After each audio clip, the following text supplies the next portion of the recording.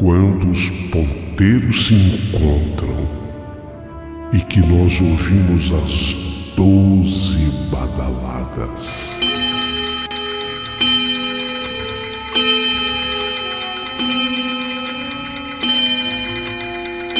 A hora que se anuncia é meia-noite.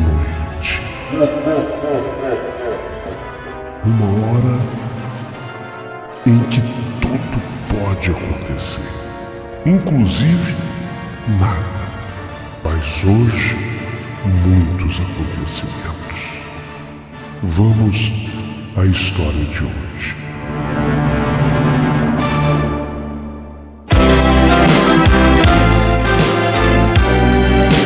Rádio Emoção. Paulinho, boa pessoa. A verdade de cada um.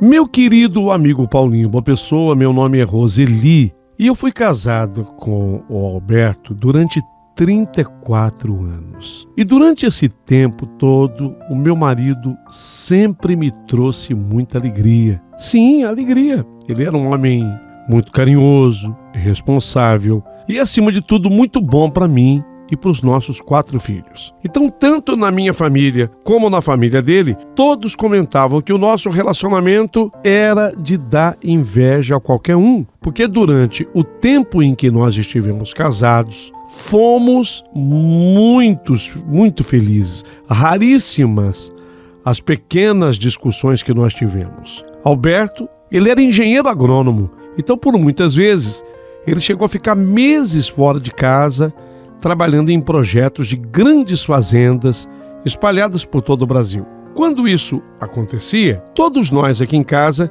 sentíamos demais a falta dele. E sempre quando ele voltava, nossa, papai tá chegando, mamãe! Era aquela festa, todo mundo saía para receber ele de volta. Era aquele festão. Até que naquele ano, o Alberto ele foi chamado para um pequeno trabalho numa fazenda no interior baiano, interior da Bahia. Era um trabalho até simples. Ele ficaria cerca de uma semana por lá. Porém, ninguém poderia imaginar o que estava prestes a acontecer.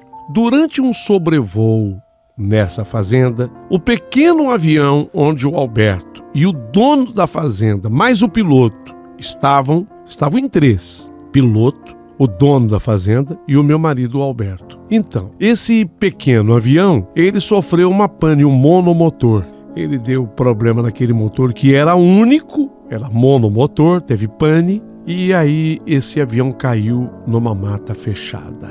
Olha, foi muito triste tudo, porque apenas o piloto da aeronave conseguiu sobreviver. Meu marido e o fazendeiro, quer dizer, o dono da fazenda, morreram, tiveram morte no local. Quando o fazendeiro chegou para pedir socorro, já era tarde demais. Aliás, o fazendeiro só conseguiu sair daquela mata fechada 2 dias após o acidente. Quando eu recebi a notícia da morte do meu marido, foi como se a minha vida também tivesse acabado, Paulinho. Imagine só, meu amigo. Casamento de 34 anos, um casamento até ali repleto de amor, de alegria. E agora eu e meus filhos não tínhamos mais o Alberto ao nosso lado. Além da dor da perda de Alberto, tivemos que passar ainda por muita burocracia para conseguirmos trazer o corpo dele de volta para o lugar que nós morávamos, interior de São Paulo. Nós moramos numa cidade gostosa no interior de São Paulo, chamada Guaraci. Somos aqui de Guaraci. Então a gente teve esse problema ainda burocrático, difícil de ser resolvido. Meu filho mais velho, ele teve que ir até a Bahia, cuidou de todos os procedimentos por lá, para que o corpo dele fosse liberado. Olha, isso demorou mais ou menos uns 4 dias, além do acidente, porque até que se chegou ao avião 2 dias depois do acidente. 4 dias depois é que o corpo foi liberado e aí veio para o estado de São Paulo e chegou a Guaraci. O corpo ficou em Ribeirão Preto e foi no aeroporto de Ribeirão que a funerária de Guaraci foi buscar o corpo dele. Apesar de ter morrido em queda de avião, o Alberto, ele não trazia ferimentos no rosto. Olha que curioso. Alberto, você sabe que um acidente de avião é horroroso, é terrível. Não preciso aqui descrever os detalhes. Mas o rosto do Alberto estava intacto. Então, na verdade, a causa morte do Alberto foi uma hemorragia interna. Mas não houve ferimento assim no rosto dele, não. Por esse motivo, o caixão não precisou ser lacrado. Você sabe como é que é? A medicina legal tira, né? Aqueles órgãos de dentro e tal. E não precisou ser lacrado. Ali no velório, eu pude ver então o meu marido pela última vez. Era até difícil de acreditar que aquilo tinha acontecido. Alberto estava bonito dentro daquele caixão. Parecia até que ele estava dormindo, sabe? Mas a realidade é que nunca mais eu teria o meu amado esposo de volta. Faltavam mais ou menos uns 20 minutos para que o caixão do meu marido fosse fechado para a sepultura. Nessa hora, eu e meus filhos resolvemos ficar ali ao lado, né, do caixão. Era aquele momento da despedida. Uma oração seria feita, a família se divide, parte dela católica, parte dos meus filhos evangélicos. Então eu convidei um padre, a minha religião, continuava sendo católica, alguns dos meus filhos evangélicos, então veio um pastor e as orações que foram divididas. Quando terminou a parte do pastor, já tinha feito o padre, quando terminou a parte do pastor, ele estava fechando a Bíblia, eu vi uma senhora se aproximou, entrou no velório. Essa mulher que entrou no velório, ela aparentava mais ou menos a minha idade assim, a mesma idade minha. E ela vinha acompanhada de uma moça. As duas, tanto a senhora como a moça, pareciam um pouco acanhadas, porém elas estavam muito tristes. Essa mulher, a senhora, chorava bastante e aos poucos elas foram se aproximando do caixão do meu marido e a gente, com uma certa curiosidade, querendo entender o que se passava. Meus filhos e eu acabamos não entendendo, porém pensamos, de repente é alguém do trabalho do Alberto. Chegamos a pensar que talvez fosse parente do piloto, porque o piloto, assim que aconteceu o acidente, ele teve uma crise sentindo-se culpado pela morte dos dois. Ele se culpava por ter sido o único sobrevivente. Ele dizia que ele teria que lutar pela vida dos ocupantes da aeronave. Chegamos a pensar isso. De repente, quem sabe seja a mulher do piloto, a filha do piloto, que vier em nome dele e representando o piloto, né? Tudo isso passou pela nossa cabeça. Cedemos até um espaço para que as duas ficassem ali, próximas do caixão. E elas não disseram nenhuma palavra. Permaneceram ali de cabeça baixa e logo em seguida, o rapaz do velório, da funerária na verdade, ele veio fechar o caixão. Era gente assim do cemitério, da funerária, veio fechar o caixão para o sepultamento. Estava na hora do enterro. E você sabe que essa gente é atenta, não pode deixar atrasar, até porque o sepultamento era aquele último das 5 horas da tarde. Foi uma hora de muita dor, de muito desespero, tanto para mim como para os nossos filhos, meus filhos, na verdade. Porém, mesmo nessa hora, eu não pude deixar de notar que aquelas duas mulheres misteriosas, a senhora e uma moça, elas também estavam chorando desesperadamente, mas estavam chorando copiosamente. Eu pensei comigo, puxa vida, esposa do piloto não ficaria assim. Vai deduzindo que seja essa. A filha do piloto não ficaria assim.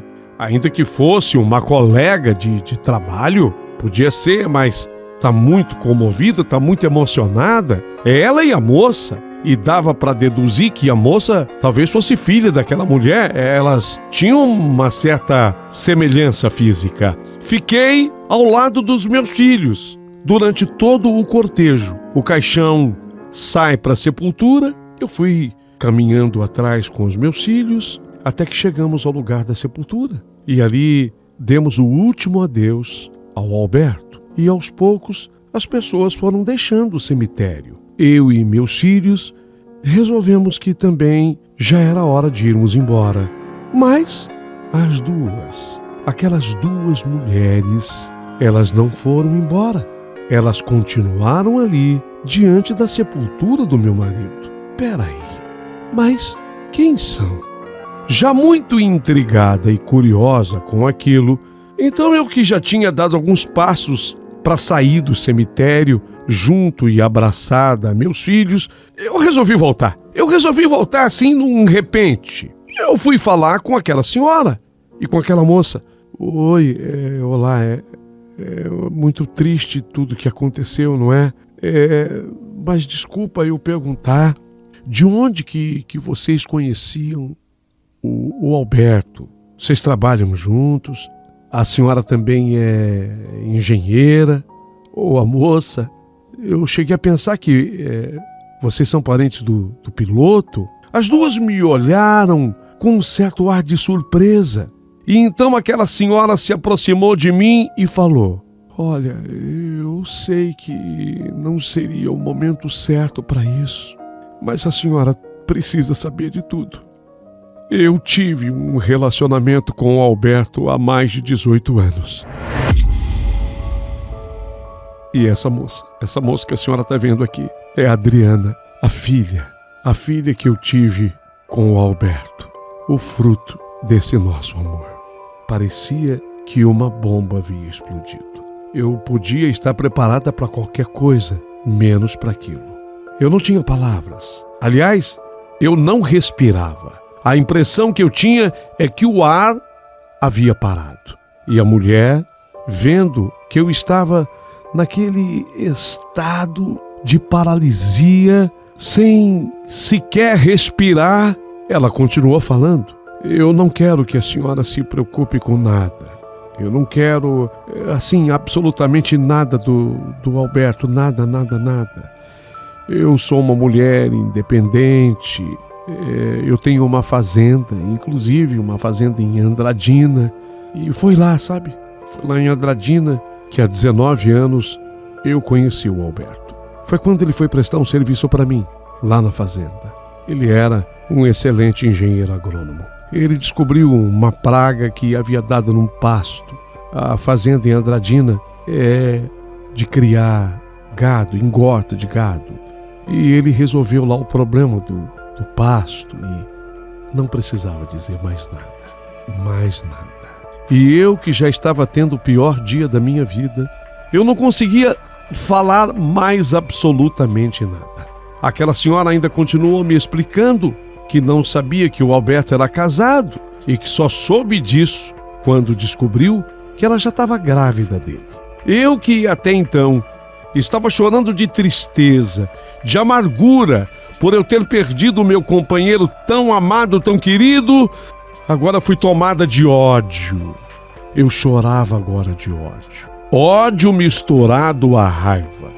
A minha vontade naquele momento era de desenterrar o Alberto, só para poder matá-lo de novo. Eu queria isso, exatamente isso. Que tirassem o Alberto daquela sepultura, que me dessem uma faca, que eu queria cortar, vocês estão me entendendo? Eu queria cortar isso, eu queria cortar o membro dele, eu queria cortar fora e jogar para um cachorro faminto.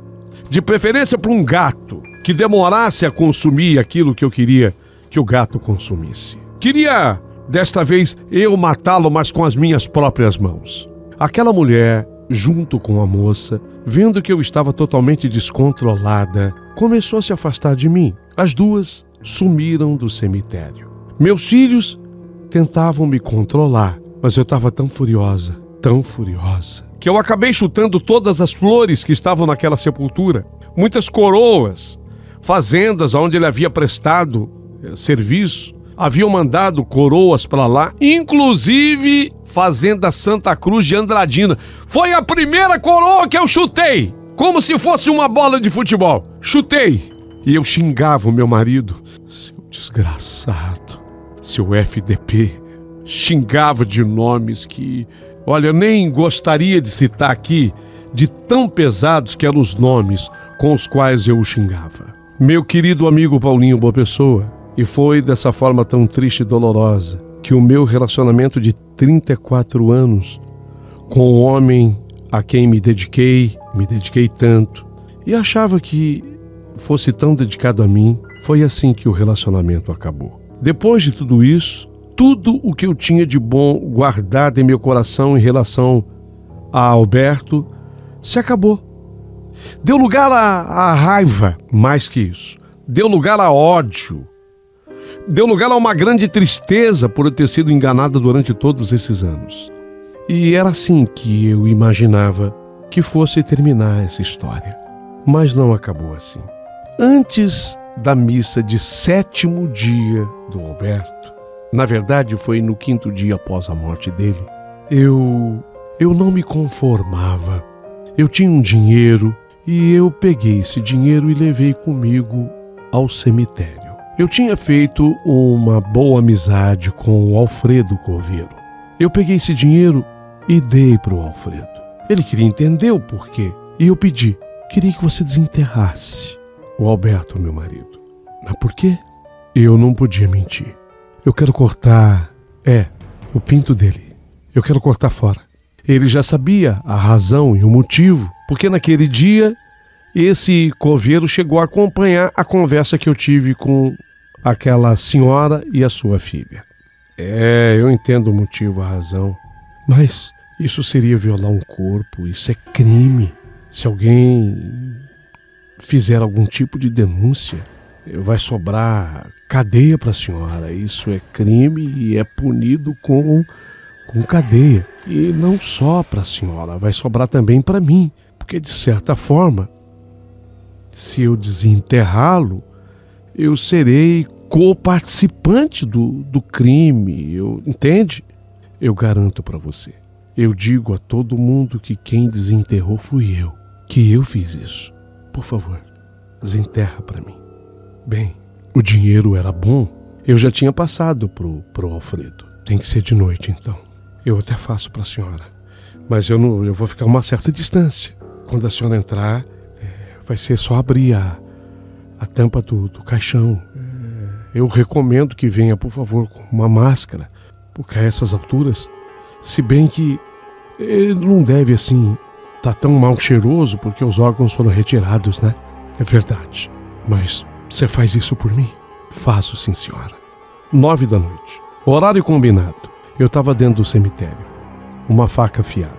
Ele cumpriu a parte dele, o Alfredo. O caixão foi apenas eu levantar a tampa. Quando eu procurei o membro entre as pernas do meu marido, uma surpresa.